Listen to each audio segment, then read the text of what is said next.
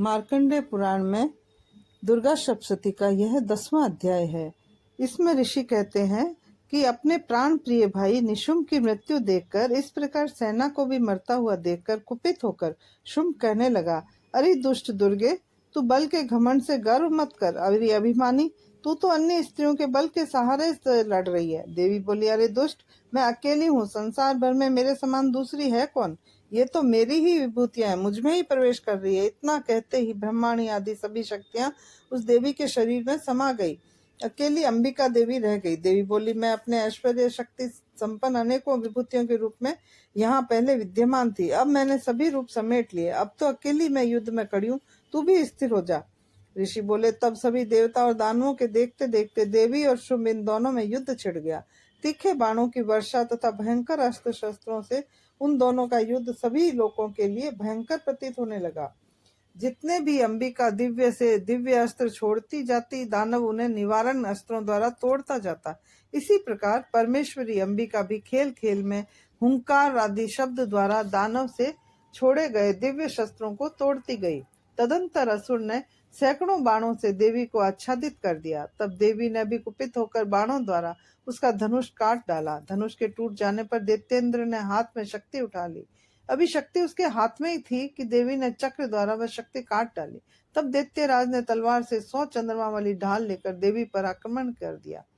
देवी ने तलवार और सूर्य जैसी चमचमाती ढाल को अपने धनुष से छोड़े हुए तीखे बाणों से तुरंत काट दिया। रथ से घोड़े सारथी को भी मार दिया। धनुष तो पहले ही कट चुका था।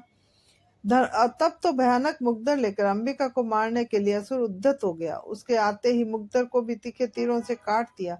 फिर भी वह असुर मुक्का तान कर बड़े वेग से दौड़ा। जाते ही उसे असुर ने देवी के हृदय में एक मुक्का मार दिया। देवी ने उसकी छाती पर एक चपेट जमा दी। देवी की उस चपेट से लगते ही वह असुर पृथ्वी पर आ गिरा। गिरकर भी सहसा उसी प्रकार उठ खड़ा हुआ। तब उछलकर देवी को उठा आकाश में स्थिर हो गया। वहां भी निराधार होकर वह चंडिका देवी के साथ युद्ध करने लगा। आकाश में उस समय असुर और चंडिका का आपस में घोर युद्ध हो रहा था। वह युद्ध पहल सिद्ध मुनियों का विस्मय का कारक था।